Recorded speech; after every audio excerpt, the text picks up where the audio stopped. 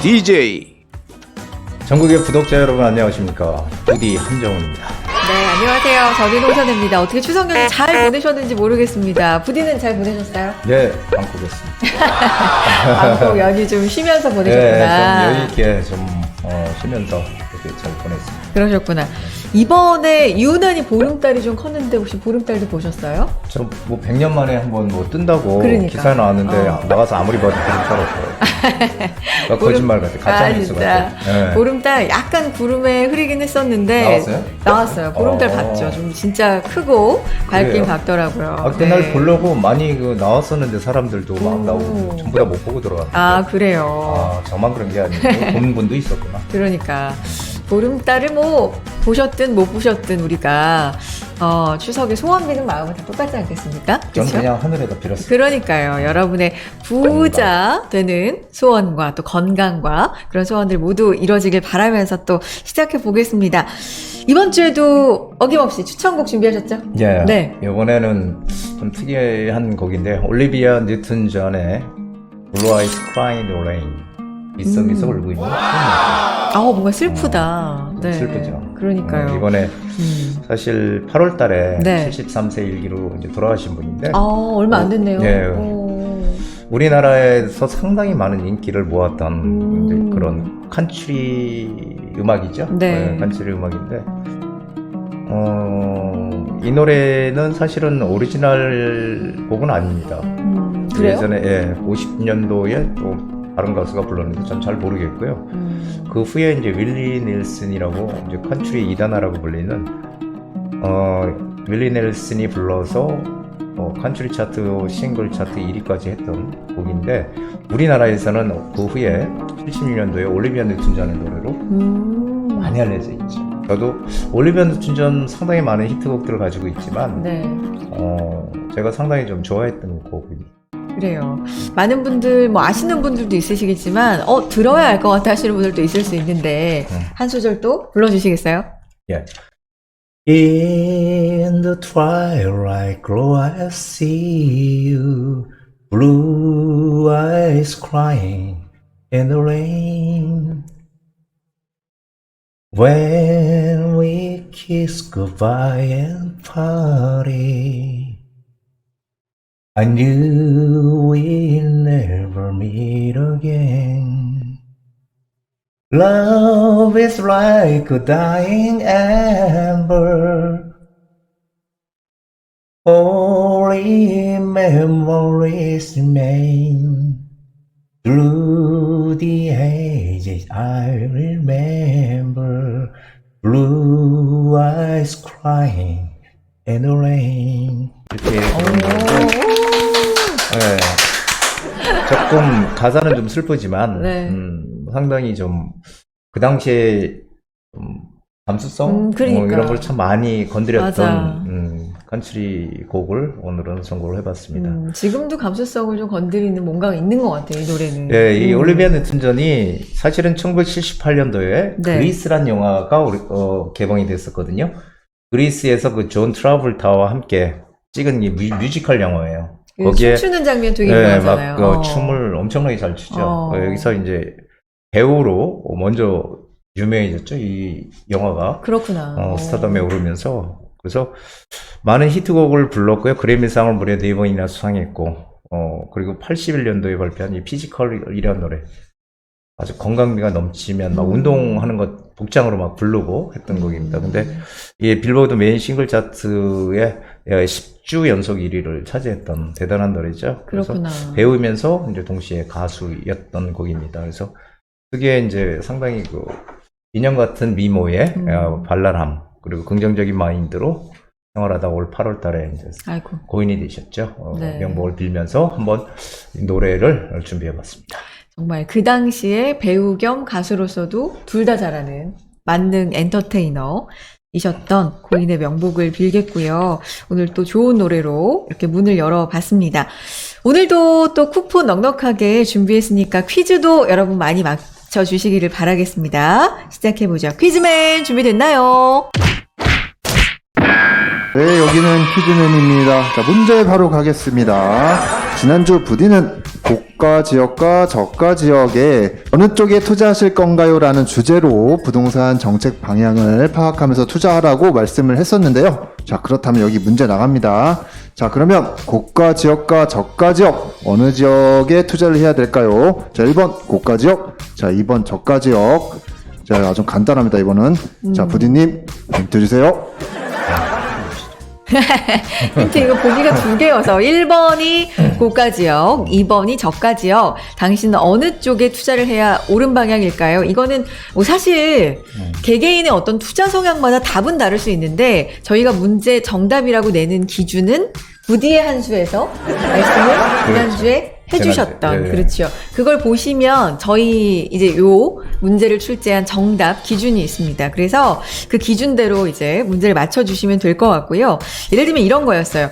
여유 자금이 10억이 있어서 투자하실 때 이걸 여러 채로 분산해서 살 것이냐 아니면 우리가 흔히 똘똘한 한 채라고 하는데 똘똘한 한 채. 그런 걸 살 것이냐 이런 거였는데 이게 뭐 너무들 잘 아실 것 같은데 힌트 드려야 될까요? 짧고 굵은 힌트 하나 주세요. 높은 곳에 올라가면 모든 게 다 잘 보이죠. 높은 곳에 올라가야 그래서 고가 지역이냐 그렇죠. 저가 지역이냐 그 높은 곳에 올라가야 잘 보인다. 이게 힌트래요. 오케이. 정답은 뭐 다들 짐작하셨으리라 생각이 들고요. 방송 보신 뒤에 전화, 문자, 이메일 또 영상 댓글에 네이버 폼 이용해서 정답 보내주시면요 저희가 추첨 통해서 맛있는 커피 쿠폰, 이 가을하고 또 딱 잘 어울리는 커피 쿠폰 보내드리겠습니다. 많이 참여해 주시기 바랍니다. 자, 그리고 퀴즈만큼 이 선물만큼 반가운 또 세미나 소식도 준비가 되어 있습니다.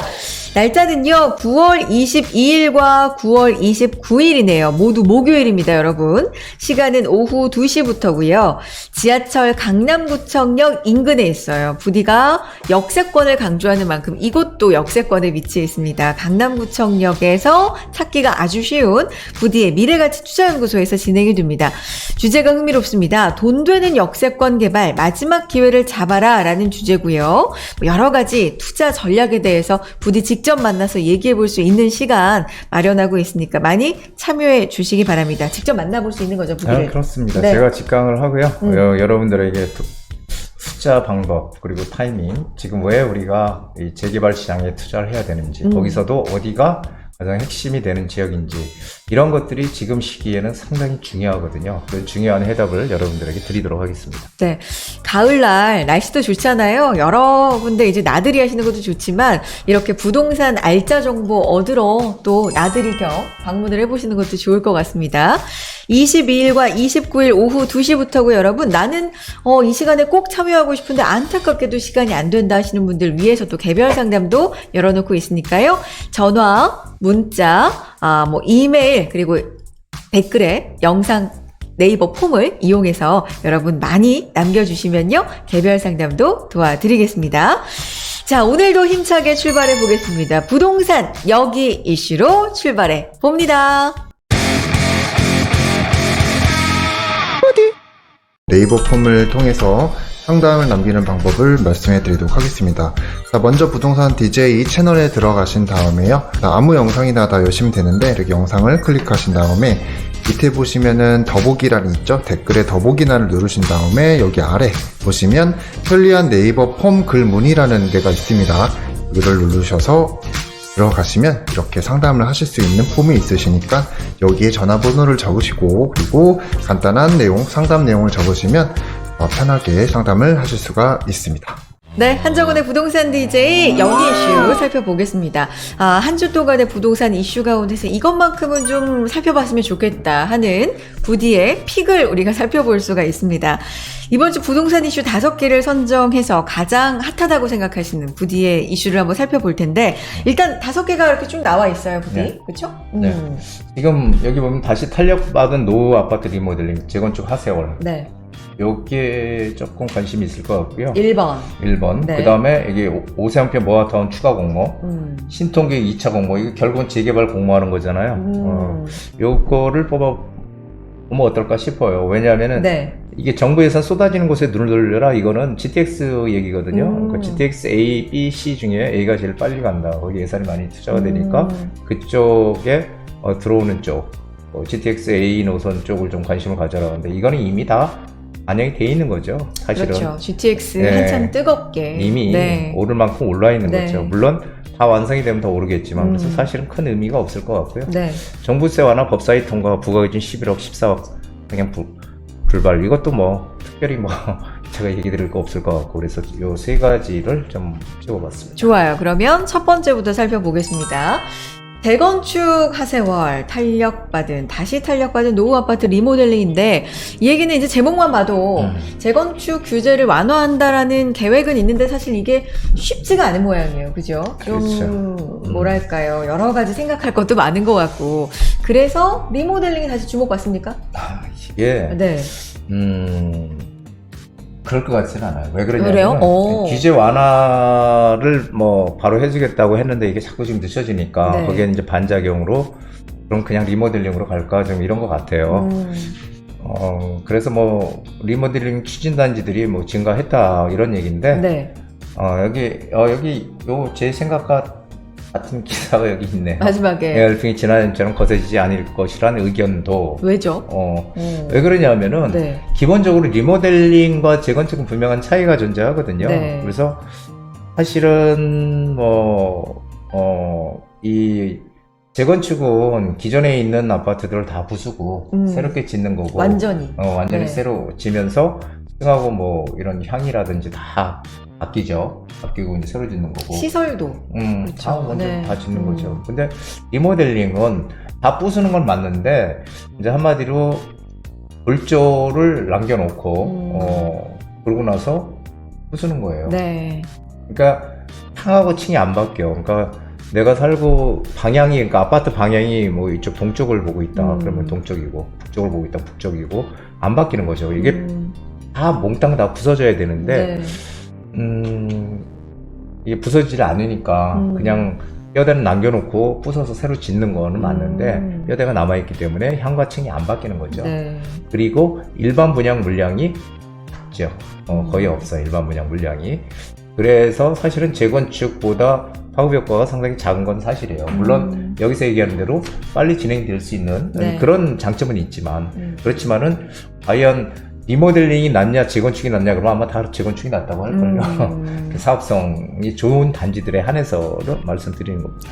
리모델링 추진 단지가 올해 3월 말보다 9월 기준으로 봤을 때 18.8%나 증가했다라는 건 사실이지만 여러 가지를 종합해 보면 작년처럼 리모델링 단지에 대한 뭐 열풍이 거셀 것 같진 않다. 그렇죠. 네. 예, 그래서 뭐 내가 3층에 살면 3층에 그대로 들어가는 거고요. 내가 원래 서양이었으면 서양 그대로니까 사실은 새 아파트로 바뀌는 건 맞지만 층과 향이 안 바뀌는 건 상당히 좀 치명적인 문제거든요. 그래서 어쨌든 새 아파트로 바뀌는 그런 효과는 뭐 크죠. 하지만 재건축하고는 아무래도 비길 바가 아니다라는 생각을 합니다. 말씀하신 것처럼 재건축이 훨씬 사업성도 좋고 추진하는 단지들도 네. 재건축이 된다면 너무 좋겠다라고 하는데 이게 좀 발목이 많이 잡혀 있잖아요. 언젠간 좀 또 많이 완화가 되지 않겠습니까? 예, 근데 이런 기사는 사실은 재건축이 늦어지니까 거기에 대해서 지금 그쵸. 조금 나오는 것 뿐이지 네. 사실 늦어진다고 하더라도 결국은 지금 시장 상황이 안 좋기 때문에 정부에서는 어쨌든 규제를 풀려고 지금 더 할 거예요. 왜냐하면은 시장상이 좋아서 가기 막 오르면 이게 좀 부담스럽잖아요. 그렇죠. 예, 규제를 풀기가. 근데 시장상이 안 좋은데 풀 수 있는 어떤 여건은 지금 마련이 돼 있기 때문에 어쨌든 안전진단을 완화시켜준다든지 재건축에 대한 그런 규제들은 좀 더 빠른 시간 내에 풀려갈 거기 때문에 아무래도 재건축을 해서 사업성이 나오는 단지들은 재건축 쪽으로 갈 거고요.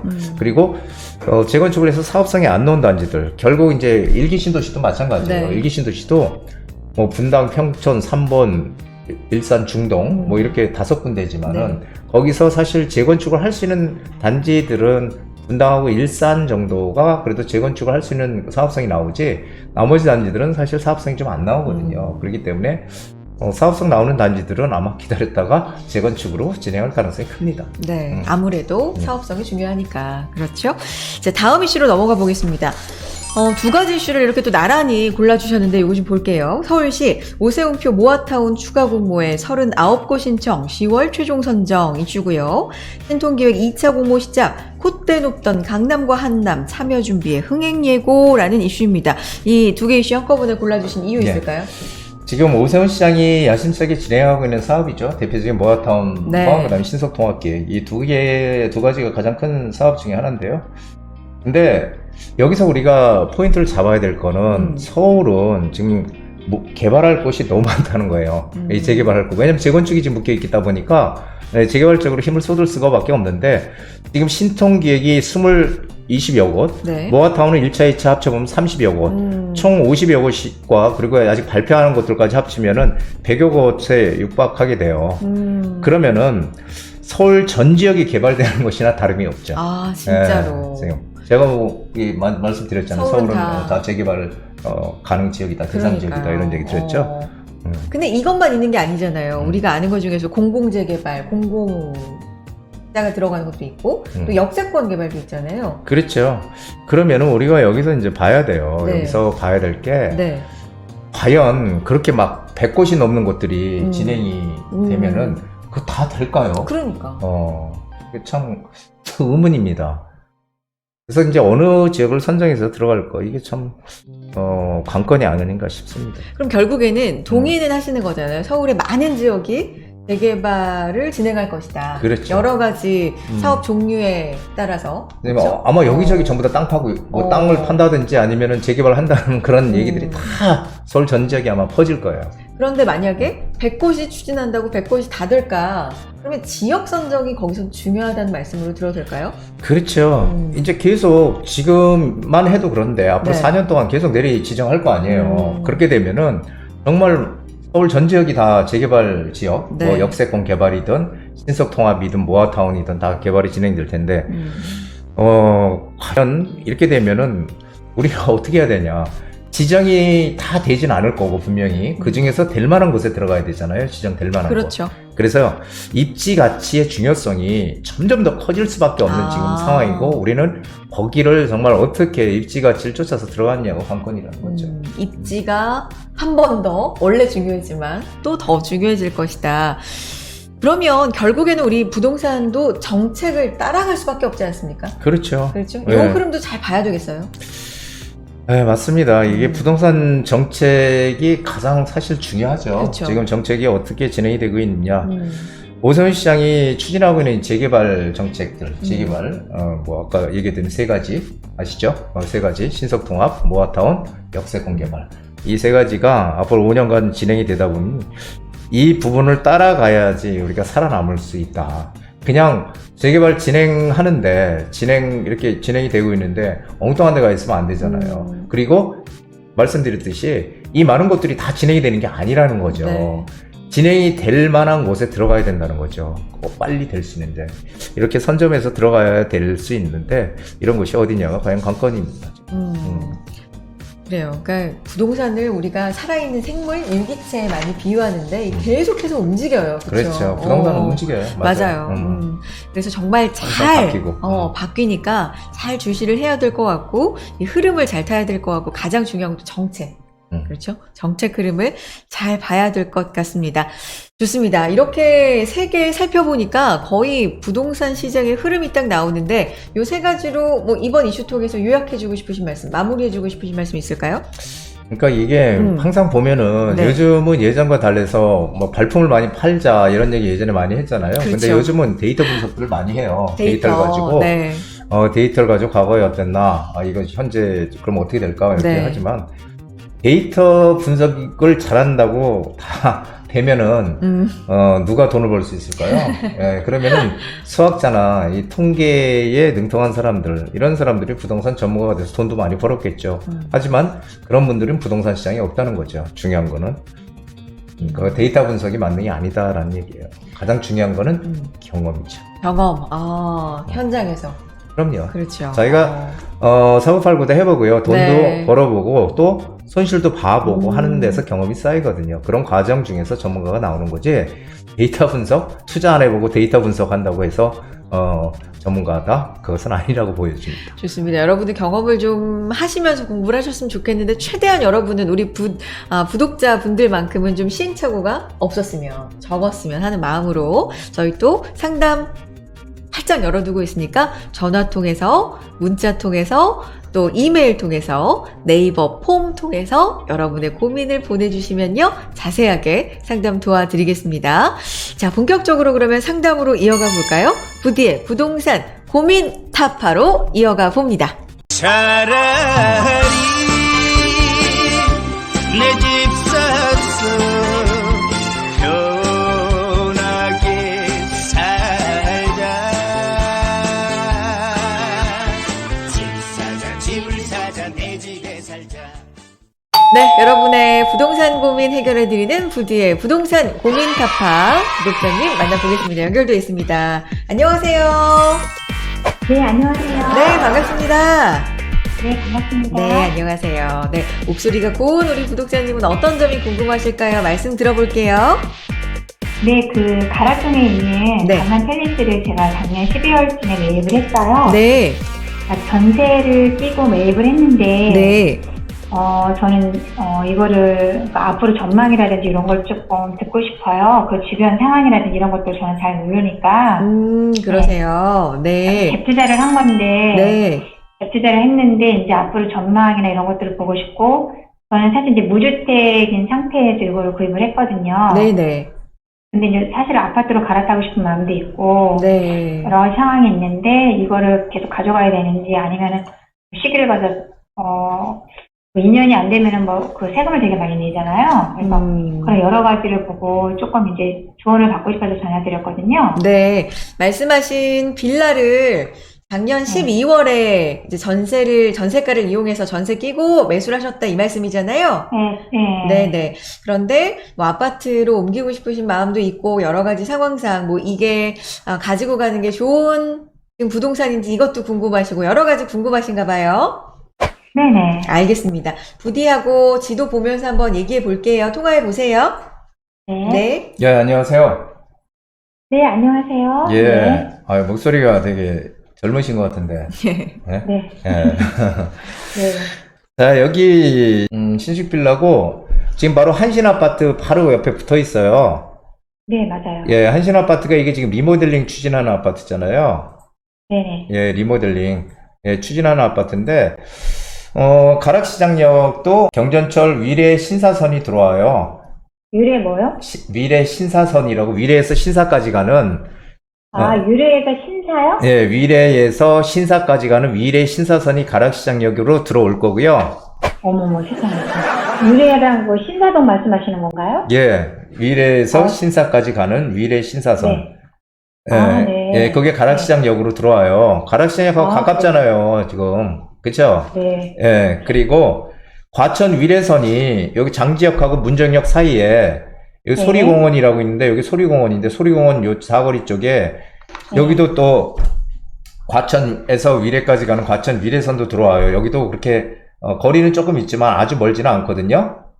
네. 네, 그래서 주변에 교통 호재도 많고 그리고 리모델링을 추진하고 있고 그리고 네. 뭐 가락 극동 아파트 재건축하지, 가락 쌍용도 리모델링하지, 가락 프라자도 그렇지, 여기 쌍용 아파트도 여기 그 쌍용 아파트도 그렇고 이쪽에 다 지금 네.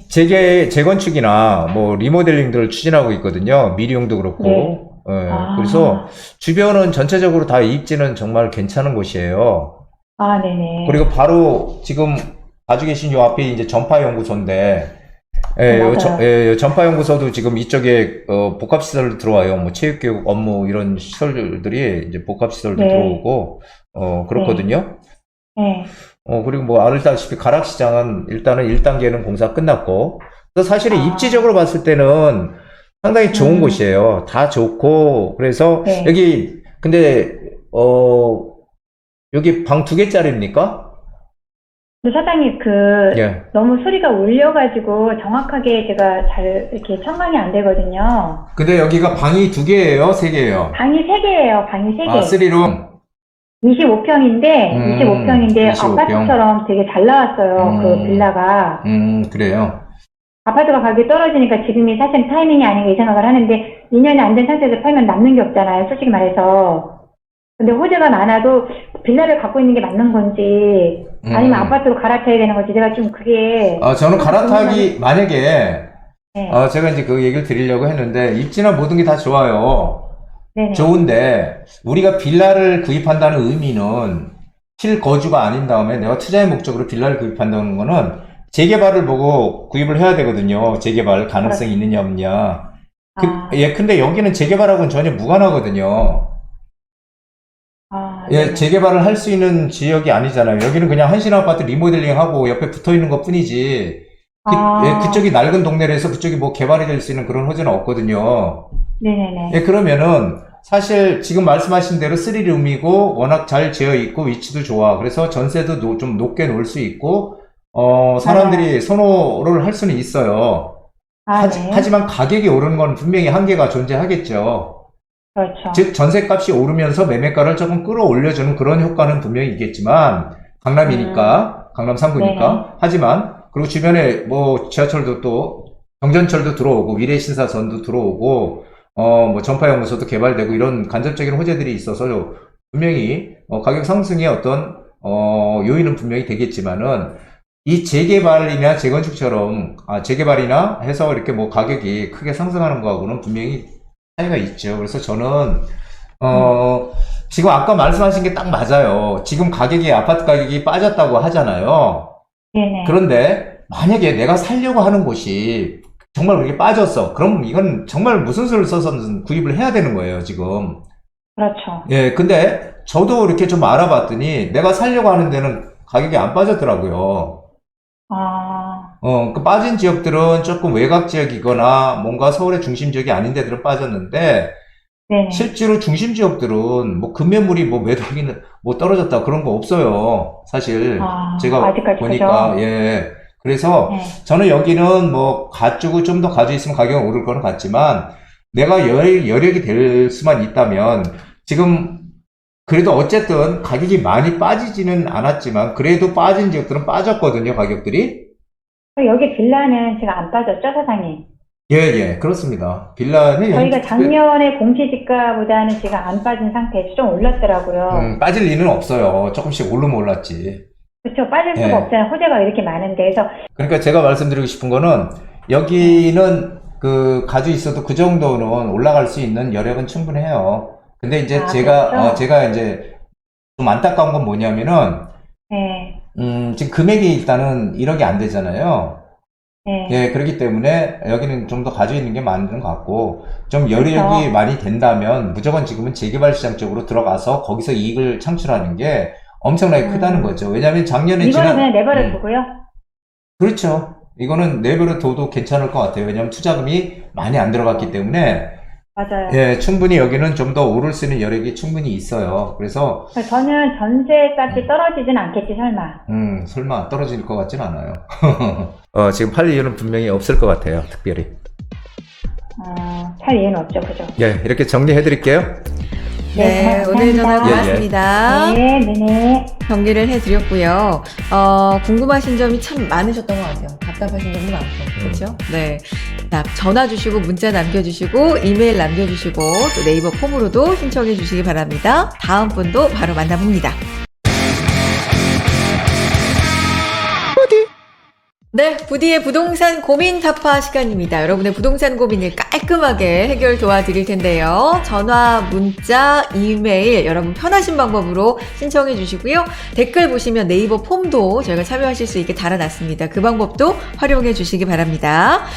자, 부디님과 만나볼 우리 구독자님 목소리 좀 들어볼게요. 안녕하세요. 네, 안녕하세요. 네, 안녕하세요. 반갑습니다.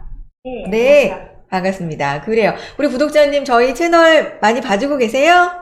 네, 아. 항상 자주 보고 있습니다. 감사합니다. 네. 오늘 이렇게 직접 또 전화도 주셨고 연결까지 되셨는데, 도움을 좀 드려야 될 것 같아요. 어떤 부분이 궁금하세요? 네, 저는 자양구 한강변 쪽으로 투자를 하려고 하는데, 네. 자양 사동은 좀 너무 비싸고, 자양 이동 쪽을 제가 좀 보고 있거든요. 네. 투자 금액은 2억, 제가 가지고 있는 투자 금액은 한 2억 초반 정도 들어가는 것 같은데, 네. 재개발 가능성이 그쪽이 있을지 궁금해서요. 그러니까 자양동을 보시는 건데, 한강변 투자. 그런데 네네. 자양 4동은 좀 금액이 비싸고, 자양 2동을 알아보시고 있고, 네. 금액은 실투자금이 2억 초반 정도 생각하시는 건데, 가장 이제 중요한 건 이제 재개발 가능성이 있는지, 요게 궁금하신 거잖아요? 네네. 알겠습니다. 자양동 또 거의 전문가세요. 네. 부디 만나보시기 바랍니다. 네, 안녕하세요. 네, 안녕하세요. 예, 반갑습니다. 자, 이쪽에 혹시 투자하려고 하는 이유가 있으신가요? 이쪽 알아보신 이유? 그쪽이 이제 네. 한강변이잖아요. 예, 한강변이죠. 한강변에서 누구나 이제 살고 싶어 하는 로망이 있어서, 최고의 입지 부동산 한 세트 가지고 있어야 하지 않을까 하는 마음에. 이게 한강변 자양동에 대해서 제가 한강변의 가치를 예전부터 많이 말씀을 드렸는데, 네. 지금 제가 이렇게 빨갛게 지금 한 대가 지금 한강변인데요. 지금 자양사동을 아시다시피 이쪽에 신속통합기획 1구역, 2구역 해가지고, 지난해에 떨어졌다가 올해 다시 지금 통합해서 뭐 넣는다. 아니면 역세권 개발로 2구역은 뭐 가고 1구역은 신속통합으로 가느냐. 지금 말도 많고. 그리고 이쪽이 모아타운으로 지금 진행을 하면서 투자금이 최소한 3억 이상 들어가요. 여기 동의서 걷고 있으니까. 근데 이쪽이 지금 이렇게 변화가 생기니까 이 자양 3동에 또 관심을 갖는 분들이 있는데, 자양 3동은 여기가 전부 다 아파트 동네예요, 아파트. 그래서 이쪽은 투자를 못하죠. 아파트 뭐 이미 가격대가 많이 올라 있고, 우리가 포인트로 잡는 거는 한강변에 낡은 동네 빌라 단독주택 지역을 구입을 해서 나중에 아파트가 될 수 있는, 재개발이 될 수 있는 가능성을 보고 우리가 투자를 하는 건데요.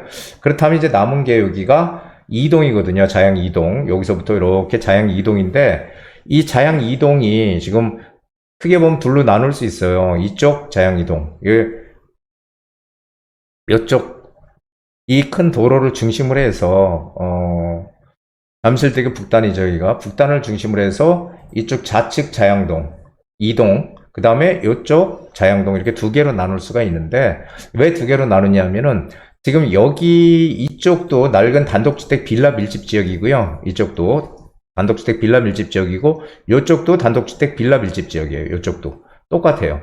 그런데 문제는 뭐냐면은 이쪽이 신축 빌라들이 예전에 많이 젖었어요. 그리고 지금도 많이 젖어 있고, 그래서 뭐 노후도가 간당간당해요. 그래서 사실 노후도가 좀 안 맞는 곳이 여기고, 결국 여기도 시간이 되면 맞겠지만, 지금 화두가 하나 있죠. 화두가 뭐냐면은 바로 이 구역이 있잖아요. 이 구역, 지금 이렇게 공터처럼 되어 있는 데가 지금 구의 재정비 촉진지구라고 해서 이쪽에 업무, 상업, 그 다음에 주거까지 들어오는 그런 커다란 지금 개발 계획, 그리고 일자리도 들어오는 이쪽에 지금 개발 계획이 커다랗게 잡혀 있어요. 그리고 바로 동서울터미널, 이게 이제 신세계에서 지금 스타필드가 들어온다고 확정이 돼 있잖아요.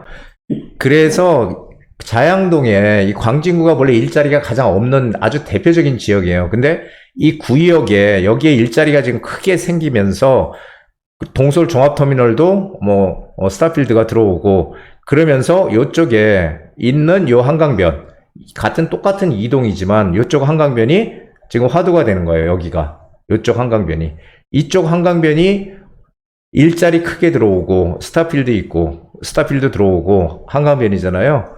그래서 이쪽은 예전부터 이쪽 여기도 이동이고 이쪽도 이동이거든요. 이동이고 여기도 이동이지만 똑같은 이동이라도 땅값이 여기가 훨씬 더 비쌌어요. 이쪽이. 그 이유는 이쪽이 이런 호재들이 있어서 그렇거든요. 학교들도 여기 다 모여 있어요. 이쪽 라인에. 그래서 이쪽은 땅값도 비싸고 한강변이고 일자리가 크게 생기는, 광진구에서 최대의 일자리가 이쪽에 생겨요. 그러면은 시간이 조금 필요할지 모르겠지만 앞으로의 메인 지역은 이쪽이 되는 거예요. 이쪽 한강변이. 이 산동 쪽이 아니고 이쪽이 메인이 된다는 얘기죠. 이걸 조금 우리가 길게 보면 그렇거든요. 그래서 실제로 지금 이쪽 공사하고 있죠. 구역 이쪽에 일자리. 스타필드도 결국은 아직은 아니지만 이쪽도 이제 곧 공사 들어갈 거고요.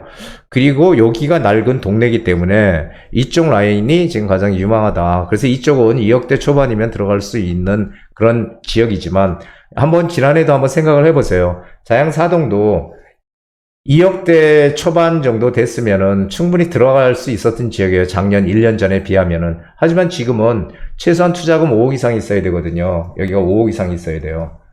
네네. 여기도 똑같이 그렇게 바뀔 수 있는 가능성이 크다는 거예요. 그리고 한강 변하면은 부자들이 사는 동네다. 이건 뭐 전 세계적으로 선진국들 다 마찬가지잖아요. 그래서 여기가 자양동에서 마지막 남은 노른자요, 황금의 노른자이가 아닌가 싶어요. 항상 남들보다 먼저 조금 앞을 보고 가야지 우리가 이익을 낼 수 있듯이, 지난해 1년 만에 이렇게 가격이 4동도 많이 올랐지만 이 2동이 앞으로 4동보다 더 크게 오히려 가치가 커질 지역이라는 거, 이것을 명심하시면은 아마 이쪽 라인으로 들어오시게 되면은 이쪽은 충분히 투자할 수 있는 그런 물건들이 충분히 있습니다. 그래서 이쪽으로 한번 방향을, 투자금이 어느 정도 가능하세요? 실제 투자금이? 저는 한 2억 2천 정도까지. 그러면은 이쪽 라인에 충분히 들어오고도 남아요. 그래서, 이쪽으로, 늦었다고 생각하지 마시고, 4동은 이미 많이 올랐어요. 그러니까, 앞으로 더 많이 오를 수 있는 2동 쪽으로, 들어와야 된다. 2동도 양쪽이 틀리다라는 거를 기억을 하시고 이쪽 라인으로 좀 오시면은 아마 커다란 이익을 남들보다 한 걸음 먼저 가는, 그리고 커다란 이익을 낼 수 있는 그런 곳이다. 이렇게 정리를 해드리고 싶습니다. 네, 감사합니다. 그럼 혹시 이제 연락을 드리면 물건 추천도 가능하신가요? 네, 물건도 뭐 추천 충분히 가능해요. 그래서 확실하게 어떻게 내가 가야 되겠다는 그런 방향성만 정해 주시면은 저희가 충분히 알려드릴 수 있고요. 가능하니까요. 궁금한 것들을 속 시원히 풀어드릴 수 있으니까 한번 저희 연구소에 한번 참여해서 오시면은 큰 도움이 되시리라고 생각이 됩니다. 네, 감사합니다. 네, 고맙습니다. 네, 고맙습니다. 큰 방향 이렇게 잡아드렸어요. 잘 한번 생각해 보시고요. 또 궁금하신 점 연락 주시기 바랍니다. 네, 감사합니다. 네, 고맙습니다. 자, 이렇게. 이동에 관심이 많으시죠. 그러니까요. 그래도 많이 잘 알아보신 것 같아요. 방향도 이미 좀 잘 설정하셔서 전화 주셨는데 조금 더 세부적으로 잡아드렸고요. 궁금하신 점은 또 언제든지 연락 주시기 바랍니다. 자, 저희가 사연도 받고 있잖아요. 사연, 이메일, 뭐 문자 이런 걸로도 여러분의 사연 저희가 받고 있으니까요. 상담 도와드리겠습니다. 많이 보내주세요. 제가 한번 이번에 도착해 있는 사연도 읽어보도록 하겠습니다. 이제 부디가 해결해 주시면 되는데요. 안녕하세요. 천안에 거주하면서 대표님 영상 잘 보고 있는 구독자입니다. 한번 올라가서 대표님과 상담도 하고 싶은데 생각보다 일이 많아 쉽지 않네요. 올라가기 전에 대표님이 계속 이야기하신 용산 쪽 투자에 대해서 글로 먼저 알아보려고 하는데요. 현재 원효로 4가 동후암 쪽에 빌라를 매입해서 투자 목적으로 기다리고 있습니다. 이쪽보다는 용산공원이 개발이 된다면 도보로 조망도 나오면서 살기 편한 곳에 투자를 생각하고 있는데 요즘 많이 올라서 생각보다 쉽지가 않네요. 대표님이라면 용산 어느 곳을 추천해 주실 수 있는지 분석 부탁드립니다. 참고로 투자 금액은 3억 전후로 전후반으로 갭 투자를 생각하고 있습니다. 방송 잘 보고 명절 지나 찾아뵙도록 하겠습니다. 뭐 이런 예의 바른 또 사연을 보내주셨는데 용산 투자에 일단 관심이 많으시고요. 현재는 이미 원효로 4가나 동호암 쪽에 빌라를 매입해서 기다리고 계신 상태인데 이쪽보다 이제 용산공원이 개발된다면 조금 더 수혜를 받을 수 있는 지역이 없을까 고민 중이신 것 같아요. 어떨까요? 지금 이분이 지금 여기가 일단 후암동인데요. 이쪽이 동쪽 후암동이고요. 이쪽이 서쪽 후암동이라고 해요. 여기 서쪽, 동쪽 후암동. 이 동쪽 후암동에 지금 물건을 가지고 계시고 투자를 해 놓으신 거고, 그 다음에 이쪽으로 가면은 여기 원효로, 여기 원효로 4가, 이 4가 쪽에 또 투자를 해 놓으셨어요. 그래서 용산에만 지금 사실 두 군데로 해 놓으셨는데, 또 지금 용산에 지금 관심이 있으신 것 같은데. 그러게요. 근데 지금 이 용산 공원이 개발되면은 뭐 상당히, 가치가 클 거다라고 생각을 많이 하시는 것 같아요. 근데, 제가 조언을 좀 드리면은, 용산에 투자하신 건 일단 잘 하신 거예요. 왜냐하면 지금 하나의 흐름이 전체적으로 개발적으로, 재개발적으로 방향이 가기 때문에, 잘 하신 거예요. 하지만, 이게 최선책은 아니었다고 생각이 돼요. 왜 그러냐면은 지금 이 원효로 사과는 잘 하셨다고 저는 생각해요. 어떤 물건을 하셨는지 모르겠지만 원효로 사과 쪽은 바로 여기 국제업무지구, 여기가 국제업무지구가 있고 일자리가 크게 생기죠. 여기 용산에 대표적인 일자리가 생기는 곳이에요. 국제업무지구 있고 바로 이쪽은 또 한강이고, 이쪽이 전체적으로 뭐 이쪽 효창동도 역세권 개발 진행하고 원효로 일가 쪽도 역세권 개발 진행하고 전체적으로 다 개발들이 진행이 될 거예요. 그래서 이쪽은 잘 하신 것 같은데 사실은 이 동쪽 후암동은 조금 아쉬운 면이 있어요. 왜 그러냐면은 이 후암동이 본래 동서로 나눠져 있는데 이 동쪽 후암동은 고도 제한이 있거든요. 고도 제한이 뭐냐 아실 거예요. 아마 이쪽에 투자하셨으면은 이 남산이 바로 붙어 있기 때문에, 남산이 있기 때문에 고도 제한이 있는 거예요. 그래서 여기는 본래 7층 이상 못 짓는 곳이에요. 이 서쪽 후암동도 사실은 예전에 이미 특별계획구역으로 3개의 특별계획구역으로 정해져 있는 곳인데, 그래가지고 이 건축도 안 되고 묶여 있는 곳이에요. 개발구역으로. 가격은 많이 올랐는데 아직까지 진행이 안 되고 있는 이유는 여기도 남산에 일단 고도 제한을 받기 때문에 이쪽도 높게 못 져요. 이쪽도. 근데 이제 중요한 건 이겁니다. 남산의 고도 제한을 갖다가 풀어주느냐라는 거예요. 근데 고도 제한을 풀 수는 없어요. 완화시켜줄 따름입니다. 그러면은 7층, 여기 지금 이 동쪽 함동 7층까지 짓는데 이걸 해줘 봐야 15층이겠죠. 많이 해줘 봐야. 이걸 25층, 35층 이렇게 질 수는 없다는 거예요. 그러면은 이 높이에 대한 분명히 제약이 있기 때문에 가격 상승에는 한계가 존재한다는 얘기죠. 이해되시죠? 그래서 최선책은 아니에요. 차선책이라고 할 수는 있겠지만 용산에서 최선책은 아니다. 그리고 또 하나, 이 공원을 말씀하시는데 공원의 가치는 상당히 큽니다. 이 녹지의 가치는. 근데 중요한 것은 항상 우리가 얘기하는 게 미국의 센트럴 파크거든요. 뉴욕에 센트럴 파크가 100만 평이 넘는 그런 아주 엄청난 공원이에요. 그래서 가치가 상당히 커. 그리고 주변에 있는 집들이 정말 비싼 집들이에요. 근데 거기랑 지금 용산하고 틀리다는 거예요. 왜냐하면은 거기는 이미 주변이 다 정비가 돼 있어서 아파트고 뭐고 다 정비가 돼 있어요. 엄청 비싸죠.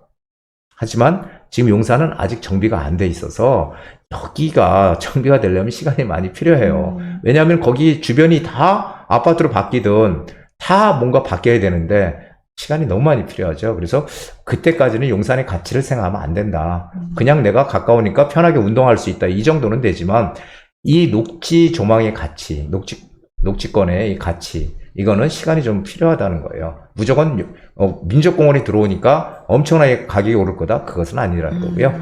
그래서 저는 실제로 가장 문제는 뭐냐면은 여기가 서계 청파동, 이쪽이 서계동이고 여기 밑에가 청파동이잖아요. 이 서계 청파동을 개발하려는 계획이 분명히 용산에 있어요. 서울시에도 계획이 있고. 그래서 이 서계 청파동을 개발한다는 계획이 있는데 청파동도 청파동 2가가 있고 3가가 있거든요. 근데 2가, 3가 중에서 어디를 갈 것이냐라는 건데 2가도 결국 언젠가는 개발이 될 거고 3가도 개발이 될 텐데 어디가 빨리 가느냐가 우린 중요하잖아요. 근데 네. 3가 쪽은 이런 그 그린 생활 시설들이 많아요. 하숙집도 그렇고. 그래서 그쪽은 아무래도 좀 더 늦을 수밖에 없다는 거고 기왕에 투자하려면은 청파동 2가 쪽으로 가야 되는 게 맞는 건데 네. 제가 꼭 조언을 드리고 싶은 거는 왜 꼭 용산에 3개씩이나 이렇게 투자를 해야 되느냐라는 거죠. 항상 우리가 계란을 한 바구니에 담지 말라 그랬거든요. 부동산에. 그렇다면은 뭔가 더 호재가 있고 더 괜찮은 다른 지역으로 뭔가 갈아타기를 해봐야 되는 거지. 무조건 용산에다가 이렇게 막 몰빵을 해놓는 건 안 좋아요. 왜 그러냐면 안 되면 어떡할 거야 또 그 중에. 되겠지만은 시간이 필요하죠. 그래서 그런 게 아니고 지금은 방향성이 많잖아요. 모아타운 할 수 있는 데도 있고 역세권 개발이라고 해서 용적률을 최대 700%까지 주는 데도 있어요. 그런 쪽으로 투자를 해놔야 되는 게 맞는 방향이지 이렇게 한 군데다 용산에다가 막 세 군데씩 해놓는 거는 사실은 올바른 그 투자 방법은 아니다라는 생각이 돼요. 그래서 지금 뭐 재개발 모아타운 추진하는 데도 있고요. 그리고 역세권 개발 동의서 걷고 있는 데도 있어요. 그럼 그런 쪽에 우리가 먼저 선제해서 들어가야 되는 게 맞지 않을까요? 그게 정확한 투자의 원칙이다. 저는 이렇게 말씀드리고 싶습니다. 그렇다고 하더라도 굳이 용산에 들어가기 때문에 무조건 청파동 상가보다는 청파동 2가 쪽으로 방향을 잡아서 가는 게 맞다. 이렇게 정리를 해드리겠습니다. 용산을 생각하시니까 용산 내에서는 어떻게 방향을 잡아봐야 되는지, 또 근본적으로 왜 용산에만 이렇게 계속해서 관심을 가지시냐, 조금 더 다른 지역으로 눈을 돌려봐도 좋을 것 같다. 다른 분들은 용산에 그 하나 가지고 있는 것도 힘든데 그러니까. 일단 2개씩이나 가지고 계시니까 네. 다른 쪽으로 좀 눈을 돌려보시는 게 훨씬 더 내 재산을 불려가는 재테크 측면에서는 훨씬 더 좋은 선택이다. 이렇게 정리를 해드리겠습니다. 그래요. 이렇게 방향을 잡아봤고요. 궁금하신 점 있으시면 우리 통화하거나 상담을 오시거나 해도 좋을 것 같습니다. 개별 상담도 신청해 주시기 바랍니다. 자, 부디가 해결해 드렸습니다. 부동산 고민 타파였습니다.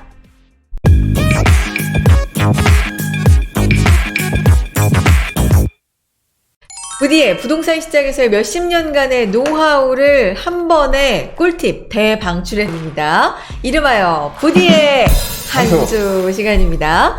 오늘은 좀 특별해요. 오늘은 2022년 현재 부동산 이 10월, 9월, 가을에 또 10월을 코앞에 두고 있는데 부동산 시장을 좀 속 시원하게 진단한다라는 주제로 이야기를 해보려고 합니다.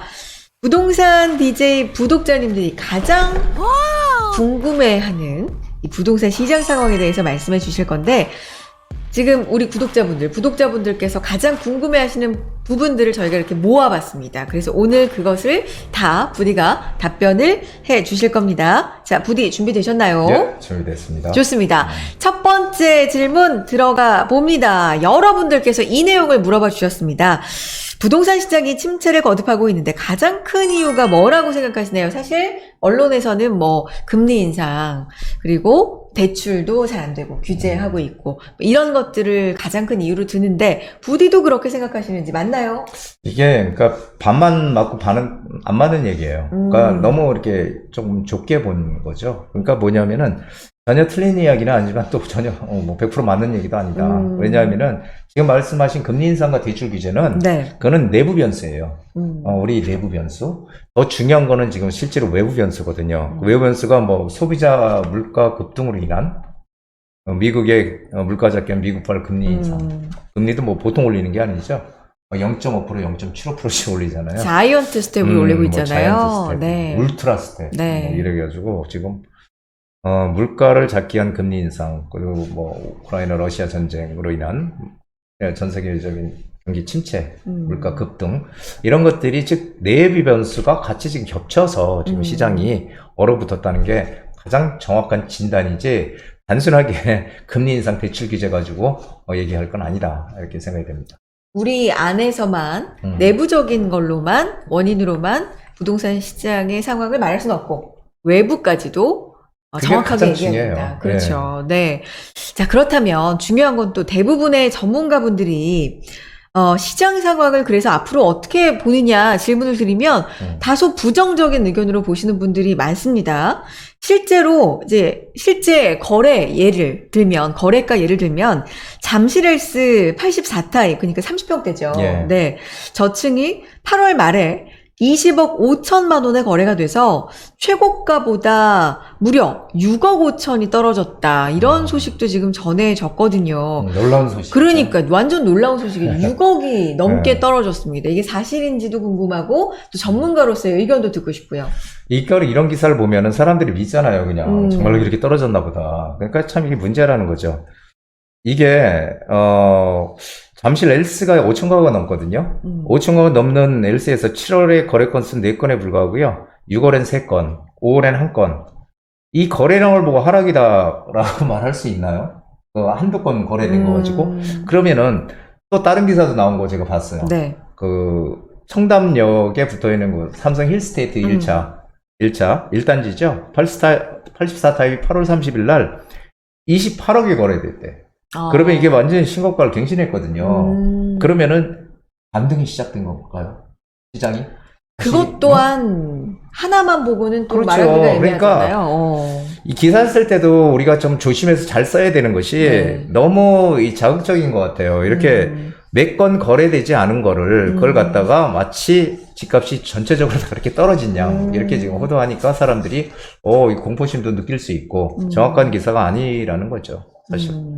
그러니까 거래량 자체가 이렇게 대세를 지금 말하기에는 너무 부족하다라는 말씀이세요. 한두 건을 보고 예. 이게 떨어졌다, 올랐다라고 보기가. 예, 가격이 떨어지려면 금매가 쌓여야 네네. 되거든요. 항상 매물이 쌓여야 가격이 떨어질 거 아니에요. 왜냐면 근데 그 금매가 뭐 한두 건 거래가 됐다고 해서 하락장이 된 건 아니죠. 정확하게 강남상구는 매수세도 없고요. 네. 그리고 가격을 싸게 내놔서 이렇게 팔려고 하는 사람도 없어요, 네, 사실. 네. 그래서 매물이 쌓이지 않고 있다는 게 지금 진실이죠. 아. 그래서 사실은 이런 기사들은 사실 맞지 않는 그런 내용들이다. 근데 그렇군요. 실제로 제 주변에도요, 네. 이 기사 보고서 우리 떨어졌다. 그러니까. 이렇게 저한테 얘기하는 분이 있어요. 아니 깜짝 놀랐어요. 진짜. 네. 잠시 저는- 레이스 소식 듣고. 저는 그래서 하나 거래됐을 거예요. 그런 거 알죠? 네.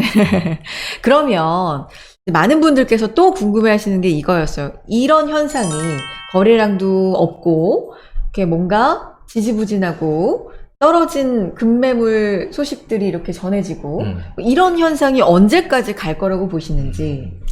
저는 지금 가장 큰 변수가요. 사실은 이 미국의 금리 인상이에요. 네, 네. 미국이 금리 인상을 하니까 우리도 따라올리지 않을 수 없는 상황으로 지금 계속 내몰리고 있는 거거든요. 네.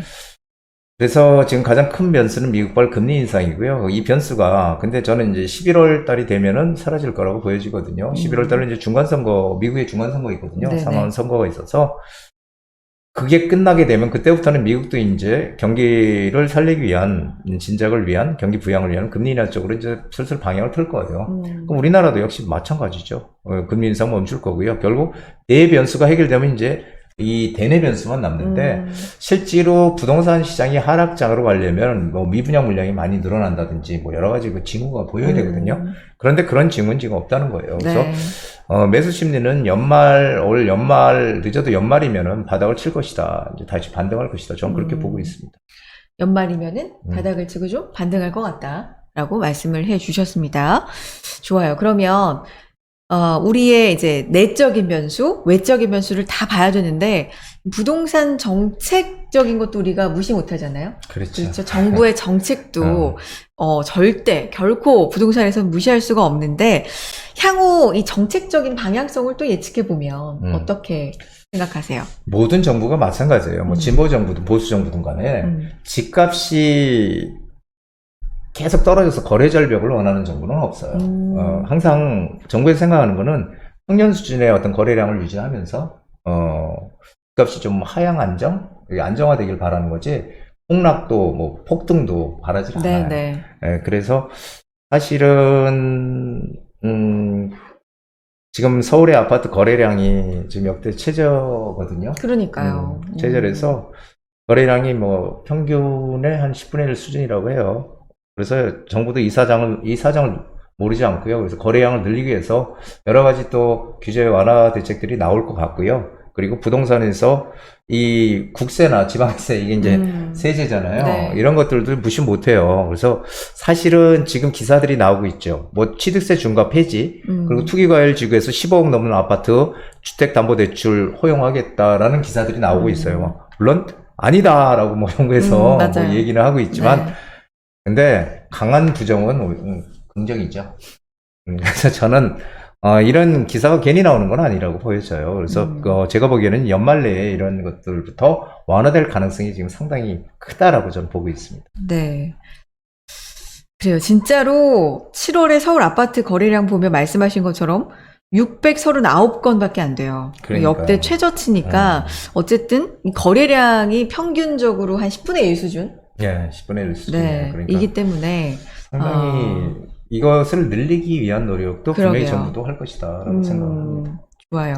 그러면 지금 가격이 조금씩 빠지고 있다라고 이제 가정을 한다면 부양책을 쓰지 말고 그냥 놔두면 알아서 이렇게 조정이 되고 하향 안정세를 찾고 뭐 이렇게 생각할 수는 없습니까? 근데 이제 항상 네. 그 부동산 폭락론을 얘기하는 네네. 사람들 얘기하는 게 그거예요. 왜 부동산 부양책을 쓰냐? 그냥 냅두면 저절로 떨어져 갈 텐데. 그렇다면 그 반대로 부동산이 오를 때 규제책도 쓰지 말아야죠. 그냥 시장이 알아서 할 수 있게끔 놔둬야 되는데, 그 논리의 모순이라는 거고요.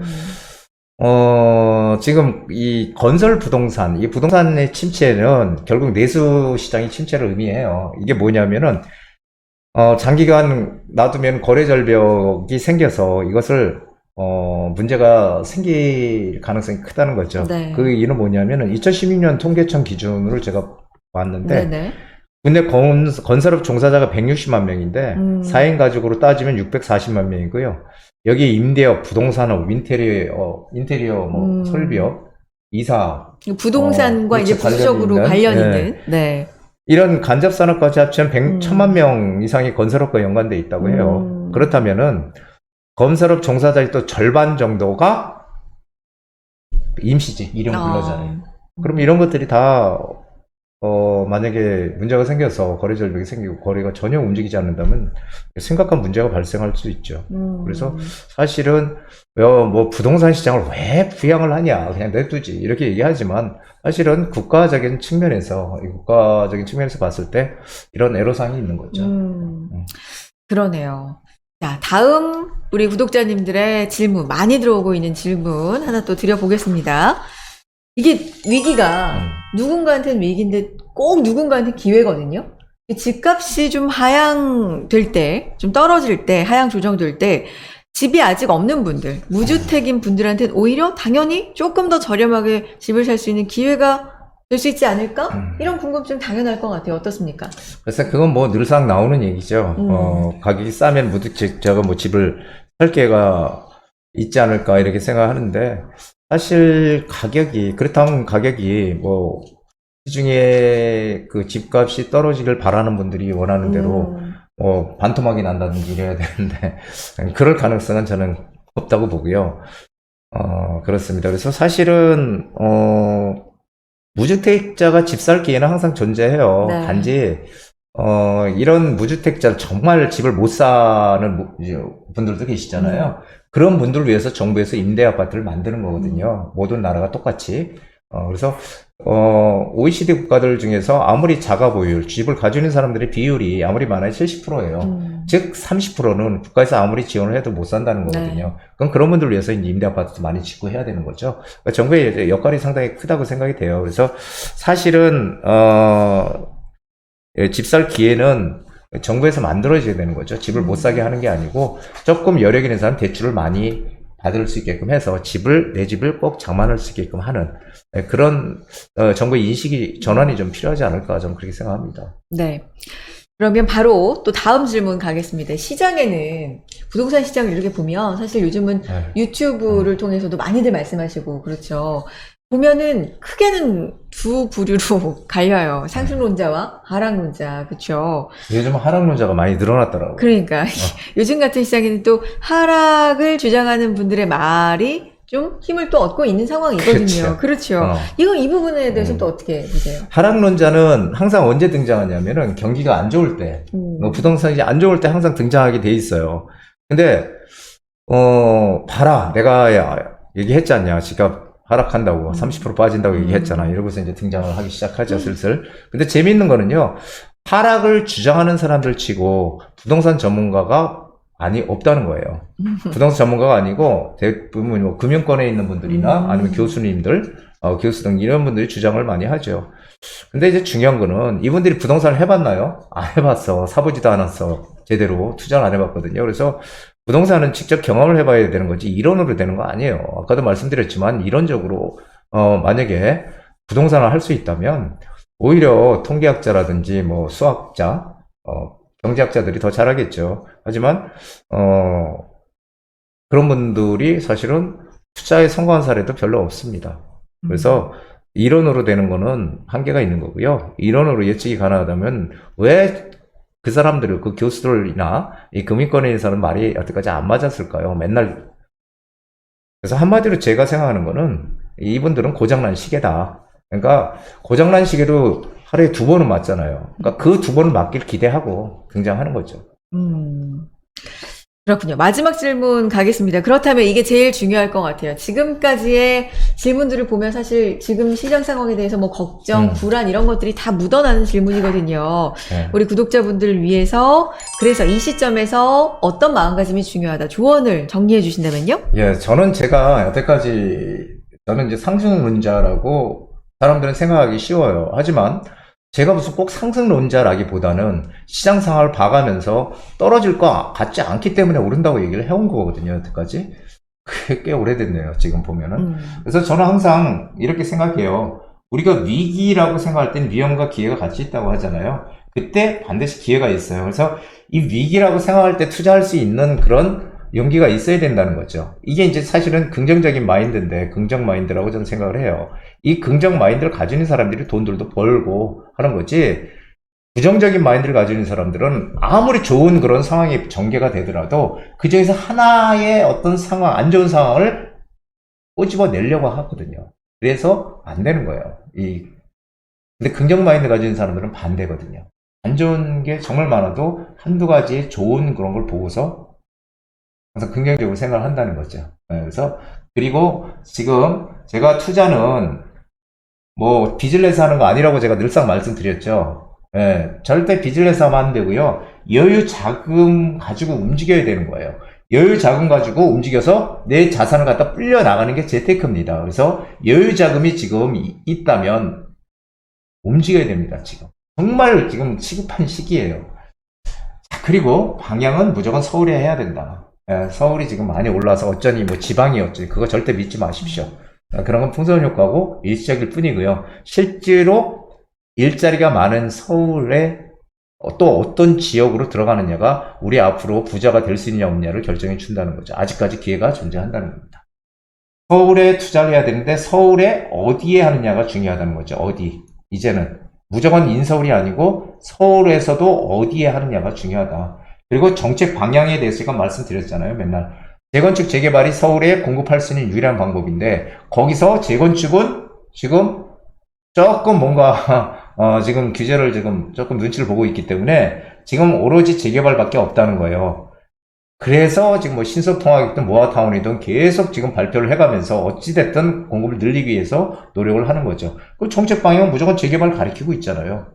그래서 재개발은 민간 재개발, 공공 재개발이 있지만 공공 재개발은 다 민간 재개발로 이제 흡수될 거라고 저는 확신을 하고 있고, 그렇게 될 것 같고요. 역세권 개발, 모아타운, 신속통합계, 이게 다 민간 개발이잖아요. 민간 개발이라서 여기에 어디를 들어가도 상관없어. 하지만 이미 진행을 하고 있거나 지금 뭔가 동의설 거꾸리에 들어가면 안 된다는 거예요. 거기는 이미 가격도 많이 뛰었어요. 딱이 뛰어 있고 떨어졌는데요. 떨어졌어도 뛰어 있어, 가격이. 왜냐하면은 다시 신청할 거기 때문에.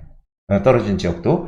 그래서 이 세 군데 할 수 있는 곳, 앞으로 지정될 만한 곳에 들어가야 된다. 근데 굳이 이 세 군데 중에서 사업성이나 우리가 이익을 크게 낼 수 있는 지역은 당연히 역세권 개발이 1번입니다. 왜냐면은 모아타운 신속통합계획은 용적률 최대 300%까지만 가지만 역세권 개발은 제가 얘기했죠. 700%까지 갑니다. 최대. 그리고 500%가 기본이고요.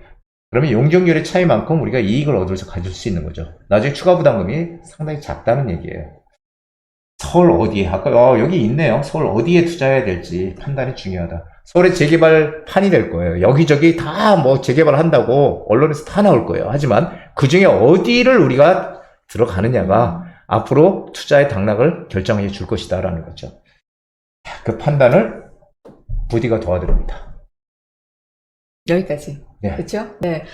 좋은 말씀 많이 들었습니다. 1번부터 지금 7번까지 7번이 제일 중요할 것 같아요. 그 판단을 부디가 도와드리니까 여러분께서 꾸준히 공부하시고 나름의 방향을 정하시고 꼭 그 결정 전에 부디한테 이 방향이 어떤지 또 의논을 해보셔도 좋은 결정이 되지 않을까라는 생각이 듭니다.